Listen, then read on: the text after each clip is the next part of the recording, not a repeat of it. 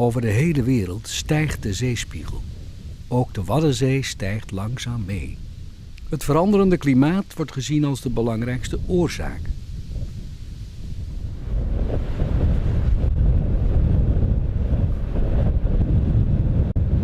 Het veranderende klimaat zorgt ook voor meer neerslag.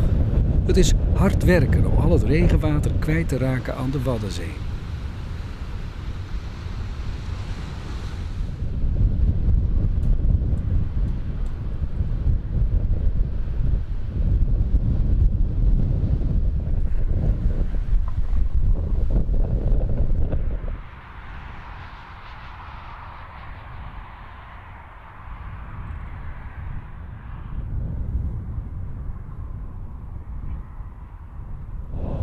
Wanneer we niets doen, zal de Waddenzee de komende decennia het kwelderland afknabbelen.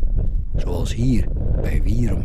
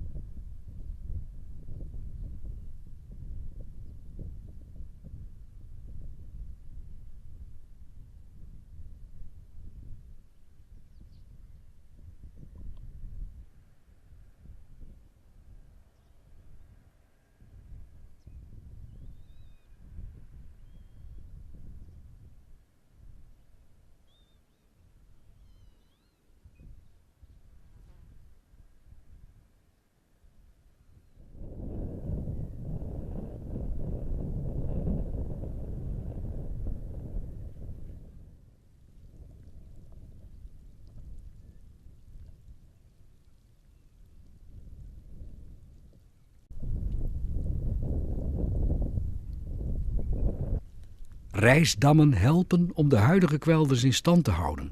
Ze voorkomen afkalving, maar vangen ook slib in.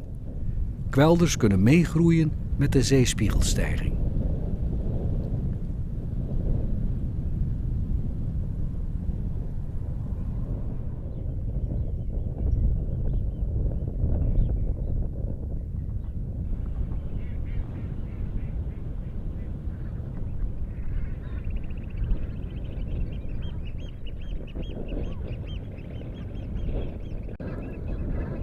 We staan voor grote dilemma's.